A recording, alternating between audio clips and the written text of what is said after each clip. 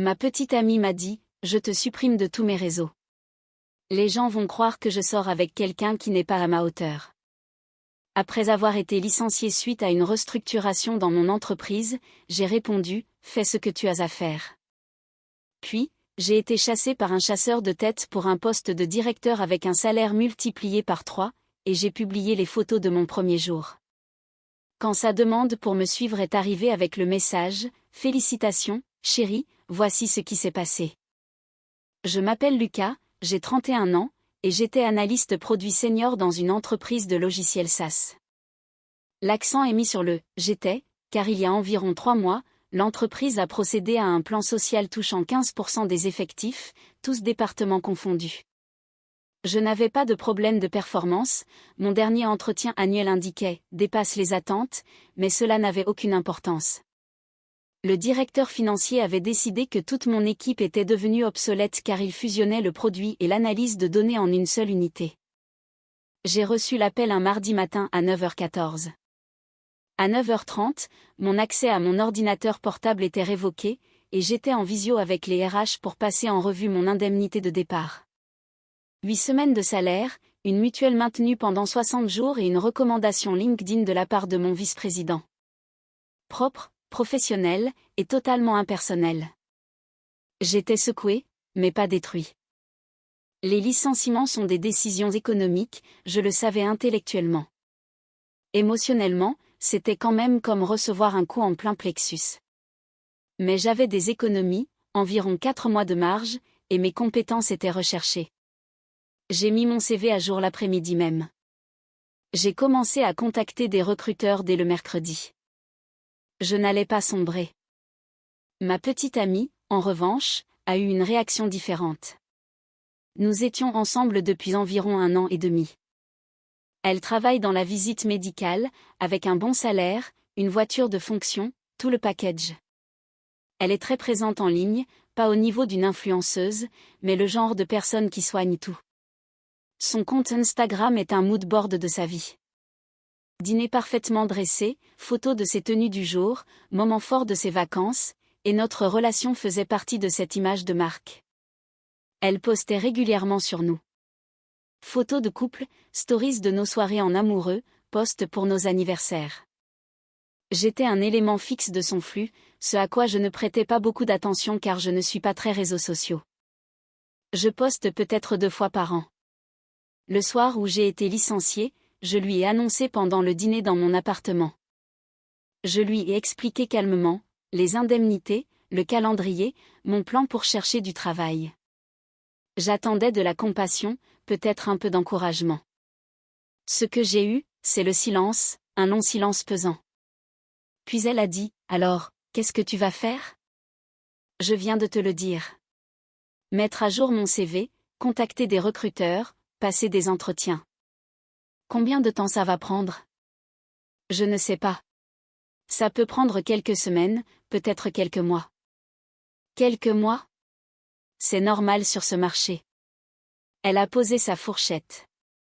Ça tombe vraiment mal. Oui, les licenciements tombent rarement au bon moment.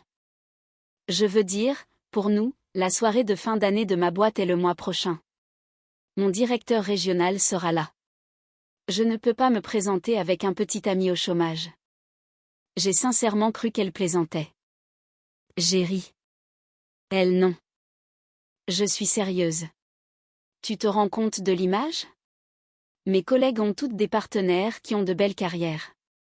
L'une est mariée à un vice-président de banque. Le compagnon d'une autre vient de devenir associé dans un cabinet de conseil. Et moi, je vais dire, voici mon petit ami, il est entre 2 opportunités ?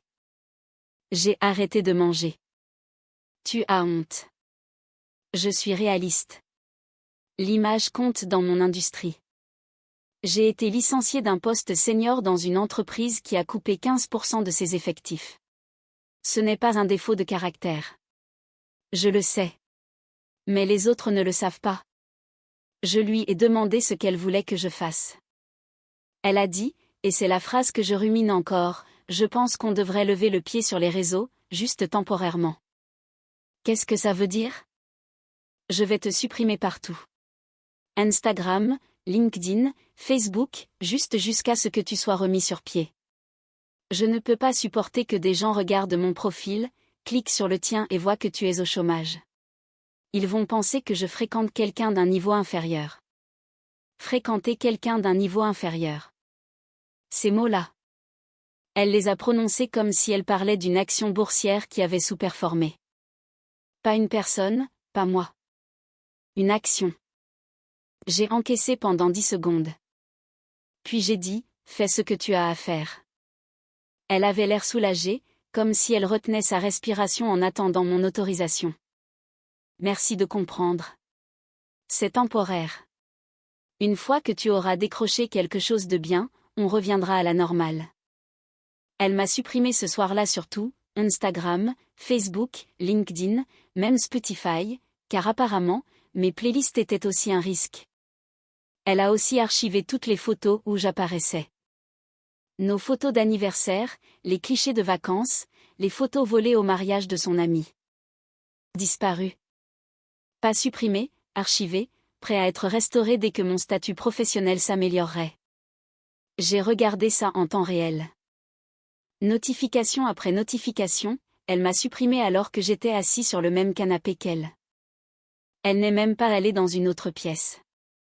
Elle a juste fait défiler son téléphone, effaçant mon existence numérique pendant que j'étais là, à 3 mètres, en train de manger des pâtes réchauffées. Cette nuit-là, après son départ, je me suis assis dans mon salon et j'ai pris une décision. Pas sur le travail, sur elle. Je n'allais pas me battre. Je n'allais pas argumenter, supplier ou expliquer ma valeur à quelqu'un qui la mesurait à l'aune de son titre LinkedIn. J'allais juste la laisser me montrer exactement qui elle était et la croire. J'ai envoyé un message à un pote de fac, un recruteur dans la tech, pour lui dire « Il faut qu'on parle demain ». Pas de boulot, de perspective. Il m'a appelé à 7 heures du matin. Je lui ai tout raconté. Il a dit « Frérot, elle t'a supprimé de Spotify ?» Spotify? Elle avait peur de quoi? Que quelqu'un te voie écouter du Nickelback? Je n'écoute pas Nickelback. Ce n'est pas ça le point. Et tu le sais. Il avait raison. Ce n'était pas les plateformes. C'était le principe. Je ne valais la peine d'être associé à elle que tant que j'étais utile à son image. Dès que je suis devenu encombrant, j'ai été archivé comme une décoration saisonnière. Mise à jour 1. 2 semaines après le licenciement, alors que j'étais en plein dans la course aux entretiens, à ajuster mes CV et à préparer les tests techniques, quelque chose d'inattendu est arrivé. Une recruteuse à qui je n'avais jamais parlé m'a contacté sur LinkedIn. Pas un message générique, un vrai message. Elle disait qu'elle avait eu mon contact par mon ancien vice-président, celui qui m'avait fait la recommandation. Elle cherchait un directeur de l'analyse produit pour une scale-up dans la santé qui se développait très vite. Le poste était 2 niveaux au-dessus de mon ancienne position. J'ai regardé la fiche de poste. C'était ambitieux, mais pas déraisonnable. J'avais l'expérience. J'avais les compétences. Je n'avais juste pas pensé viser si haut parce que je me focalisais sur des postes équivalents. La recruteuse a dit, votre ancien VP a dit que vous étiez le premier qu'il recommandait.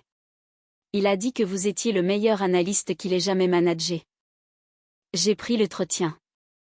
Puis le deuxième, puis un entretien avec le comité de direction.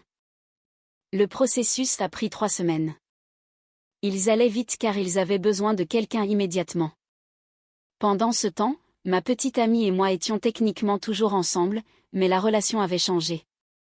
Elle m'envoyait un SMS par jour, des trucs superficiels. Ça avance la recherche? Des pistes? Elle n'a jamais demandé comment je me sentais. Jamais demandé si j'avais besoin de quelque chose. Ces questions n'étaient que des suivis de statut, comme si elle suivait un colis. Elle a aussi précisé que la soirée de fin d'année était une date butoir. Environ 1 semaine avant, elle a écrit « Alors, des nouvelles ? La soirée est samedi et j'ai besoin de savoir quoi dire aux gens. » J'ai dit « Je suis toujours en entretien. » Elle a répondu « Tu peux au moins dire que tu fais du consulting en indépendant ? Ça sonne mieux que chômeur. » J'ai dit « Je ne vais pas mentir sur ma situation. » Elle a répondu, ce n'est pas mentir, c'est du cadrage. C'est mentir avec un meilleur marketing. Elle est allée à la soirée seule, a dit aux gens que je ne pouvais pas venir à cause d'un engagement préalable. Elle a posté des stories, elle dans sa robe noire, cocktail à la main, posant avec ses collègues. Aucune mention de moi, aucune trace. J'avais été totalement effacée du récit. 2 jours après la soirée, j'ai eu l'offre. Directeur de l'analyse produit, salaire fixe de 185 000 €, un package en actions en plus, avantages complets, télétravail avec des séminaires d'équipe trimestriels, date de début dans 3 semaines. Mon précédent salaire était de 78 000. C'était plus que le double, presque le triple avec les actions. Je suis resté assis dans mon salon à fixer la lettre d'offre pendant 15 bonnes minutes. Puis j'ai appelé mon pote de fac. Il a crié si fort que j'ai dû éloigner le téléphone. Il a dit, tu dois fêter ça. Tu dois poster. Tu dois le faire savoir. J'ai dit, je ne suis pas du genre à poster. Il a dit, aujourd'hui, tu le es. J'ai accepté l'offre. Le jour de mon premier jour, un lundi, 3 semaines plus tard, j'ai mis un nouveau blazer que j'avais acheté pour l'occasion. J'ai pris une photo de mon bureau à domicile avec l'ordinateur de l'entreprise et un mug, et je l'ai posté sur LinkedIn. Une légende simple, très heureux de rejoindre nom de l'entreprise en tant que directeur de l'analyse produit. Reconnaissant pour le parcours qui m'a mené ici, y compris les détours. Mon ancien VP a commenté, ils ont de la chance de t'avoir. Mes anciens collègues ont aimé le poste. Quelques recruteurs m'ont félicité. C'était un beau moment. Puis j'ai posté une version sur Instagram. Même photo, légende plus courte. Un truc du genre, nouveau chapitre, énergie de directeur, boisson chaude. En 2 heures, j'avais une demande d'abonnement d'elle, la même petite amie qui m'avait supprimé cette semaine plus tôt parce qu'elle avait peur que les gens croient qu'elle sortait avec quelqu'un qui n'était pas à sa hauteur. La demande était accompagnée d'un message privé. OMG, félicitations, chérie. Je suis tellement fière de toi. Je peux passer ce soir? On doit fêter ça. 3 points d'exclamation, 3 émojis de fête, et le mot « on », comme si elle avait fait partie de cette réussite. J'ai fixé ce message pendant longtemps. Puis j'ai refusé la demande d'abonnement. Je ne l'ai pas bloqué. Je n'ai pas envoyé de message méchant. J'ai juste cliqué sur refuser et j'ai posé mon téléphone.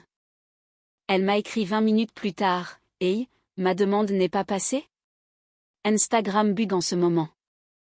J'ai répondu, « Elle est passée. » Je l'ai refusée. Attends, quoi? Pourquoi? Parce qu'il y a 7 semaines, tu m'as supprimé parce que tu avais honte d'être associé à moi. Tu as archivé toutes nos photos. Tu m'as dit que tu avais peur que les gens pensent que tu sortais avec quelqu'un d'inférieur. Tu es allé à ta soirée seule et tu as dit aux gens que j'avais un empêchement. Tu voulais prendre tes distances quand j'étais au plus bas. Tu n'as pas le droit de réduire cette distance maintenant que je suis au plus haut. Longue pause, puis, ce n'est pas juste. J'essayais de nous protéger tous les deux. Tu protégeais ton image. Il n'y a pas de « tous les deux » dans ce que tu as fait. Donc quoi?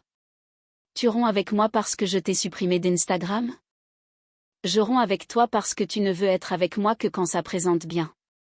Et j'ai besoin de quelqu'un qui reste quand ce n'est pas le cas. Elle a appelé. Je n'ai pas répondu. Elle a rappelé. Pas de réponse. Elle a envoyé, tu fais vraiment ça? Ton premier jour? Tu vas jeter 1 an et demi de relation pour les réseaux sociaux? J'ai dit, tu l'as jeté en premier. Tu as juste utilisé le bouton supprimer au lieu des mots. Mise à jour 2. Ça fait environ 10 jours depuis que j'ai refusé sa demande et rompu. Mon ex est en mode contrôle des dégâts. Sa première manœuvre a été de passer par nos amis communs. On a un cercle social assez serré, environ 8 personnes qu'on voit régulièrement. Elle a pris les devants. Sa version, j'avais un nouveau job bien payé et ça m'était monté à la tête. Elle a raconté aux gens que j'étais devenu arrogant et froid, et que je l'avais larguée dès que j'avais eu une meilleure opportunité, comme si elle était une petite amie de transition. Cette phrase a tourné. C'était calculé pour faire de moi le méchant. Et pendant 48 heures, ça a marché. 2 personnes du groupe m'ont écrit pour dire qu'elles étaient déçues par moi. L'un a dit, elle était là pour toi pendant ton licenciement. Mec, c'est froid. Je n'ai pas argumenté. Je leur ai envoyé 2 captures d'écran. Capture 1, son SMS disant « Je vais te supprimer partout, je ne peux pas supporter que les gens pensent que je sors avec quelqu'un d'inférieur. » Capture 2, son message après mon post de premier jour « OMG, félicitations chérie. » J'ai ajouté une ligne, elle m'a supprimé quand j'étais au chômage. Elle a essayé de me rajouter quand j'ai eu un titre de directeur.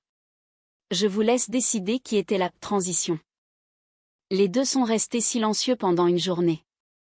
Puis l'une d'entre elles, une amie depuis la fac, a répondu « Je suis désolée ». Elle nous a raconté une histoire complètement différente. J'aurais dû te demander avant. L'autre n'a jamais répondu directement, mais a arrêté de liker les posts de mon ex, ce qui, dans l'économie des réseaux sociaux de notre groupe, équivaut à une déclaration publique. Sa deuxième manœuvre a été plus créative. Elle a commencé à poster des photos, souvenirs, de nous, pas des récentes. Elle n'en avait plus, puisqu'elle avait tout archivé. Elle a fouillé dans sa pellicule pour ressortir de vieilles photos de couple, dîner, vacances. Elle les a postées en stories Instagram avec des légendes comme « nostalgique » et « certains ne savent pas ce qu'ils ont avant de l'avoir perdu ». Elle jouait la carte du chagrin d'amour devant un public, en utilisant des photos de la même relation dont elle avait eu honte 2 mois plus tôt. Le plus ironique, elle avait archivé ces photos quand elle m'avait supprimé. Elles étaient trop embarrassantes pour rester publiques quand j'étais au chômage, mais maintenant, elles étaient utiles pour son récit de « petite amie au cœur brisé ». Même photo, utilité différente. J'aurais été impressionnée par la stratégie si elle n'avait pas été dirigée contre moi. Sa mère est entrée en scène environ une semaine plus tard. Elle m'a appelée. J'ai décroché car j'avais encore du respect pour ses parents, même si ce respect diminuait à chaque minute. Sa mère a dit « J'apprends que tu as rompu avec ma fille. » Oui, madame. Elle me dit que c'est parce qu'elle a fait une erreur pendant une période difficile et que tu n'as pas pu lui pardonner.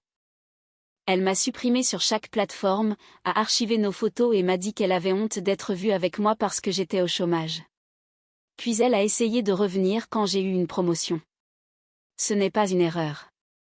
C'est une politique. Sa mère a fait une pause, puis a dit qu'elle avait juste eu peur. Les femmes gèrent la peur différemment. Elle ne le pensait pas comme ça. Elle a dit « niveau inférieur ». C'est assez clair.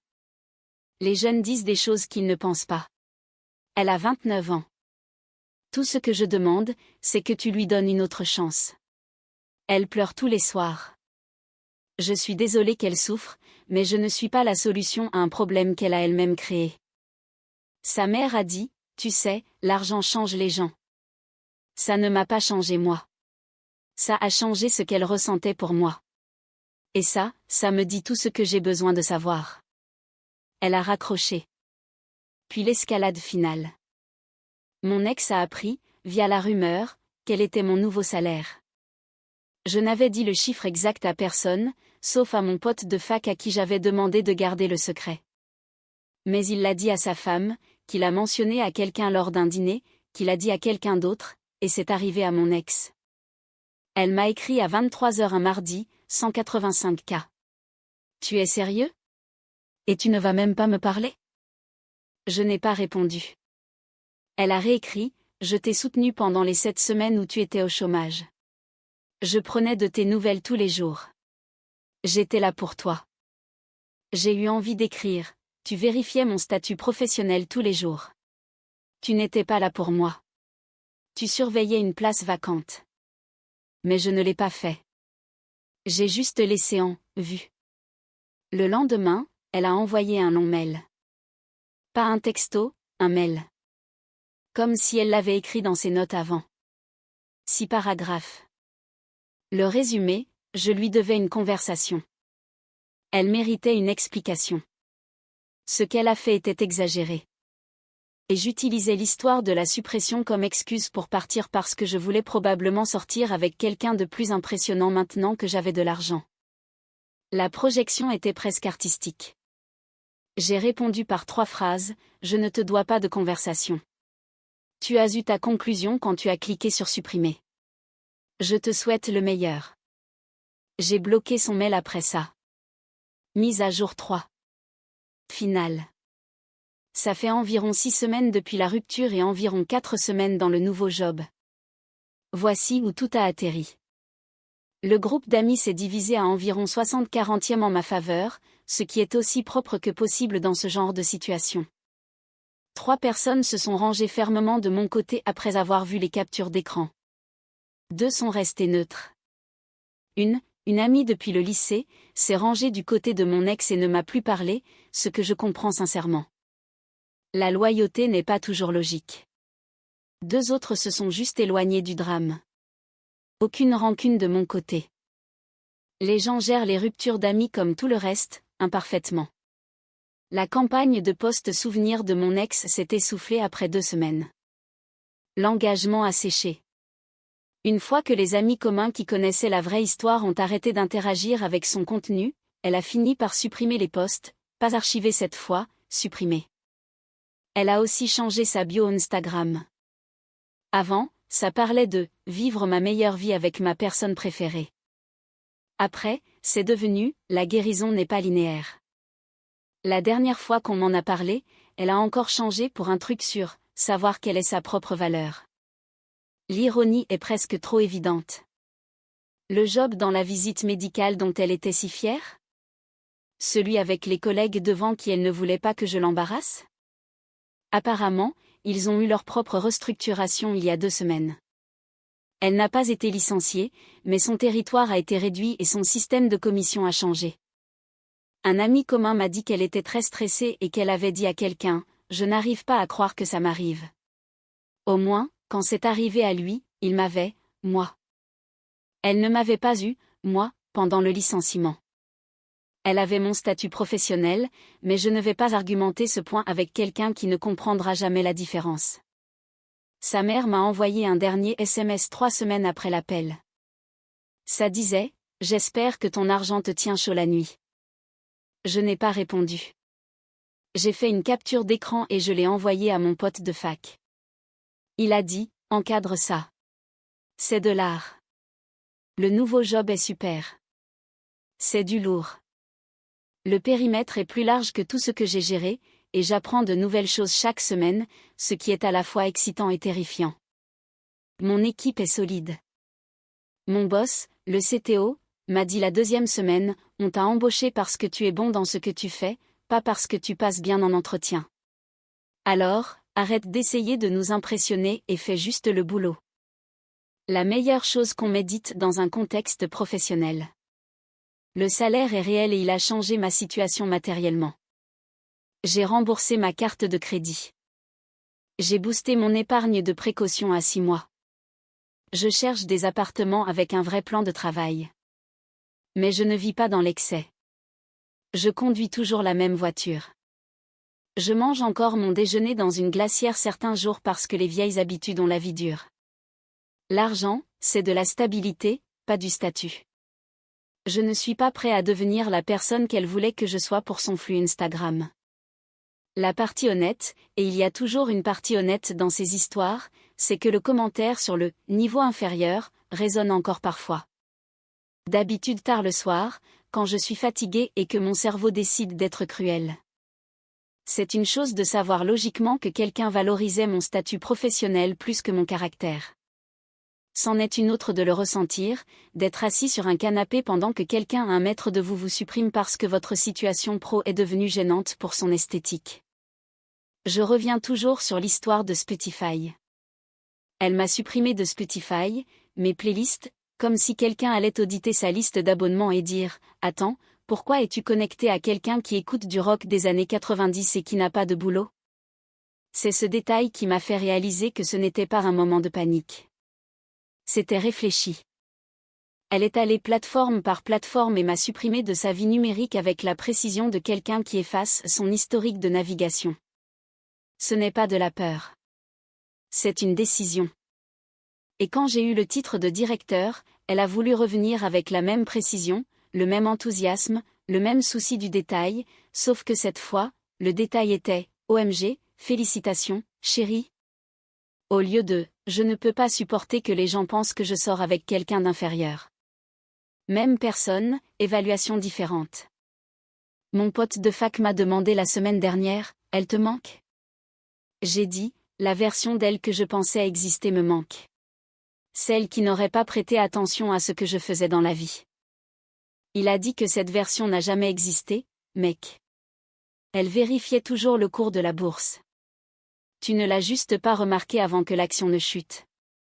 Il est agaçant de lucidité pour un gars qui a déjà passé une fourchette au micro-ondes. Je ne vois personne en ce moment. Pas parce que je suis brisée ou fermée.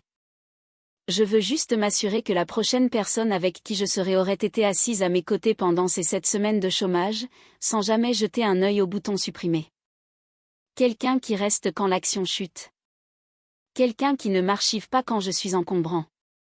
C'est une barre basse, mais apparemment, c'est plus haut que ce que certains peuvent franchir.